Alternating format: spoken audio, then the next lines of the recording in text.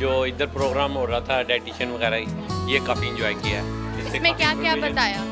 उन्होंने आपको बताया कि आप क्या क्या खा सकते हैं, आप आपकी हेल्थ के लिए उन्होंने गाइड किया बेसिकली। अच्छा, जैसे कि रोज़मर्रा की ज़िंदगी में अब तो आपके जो पोता पोती हैं वो छोटे हैं, जो बड़े हो जाते हैं तो भूल जाते हैं ऐसे रिश्तों को, तो आप क्या कहना चाहते हैं इस बारे में? बड़ा मुश्किल सवाल जी।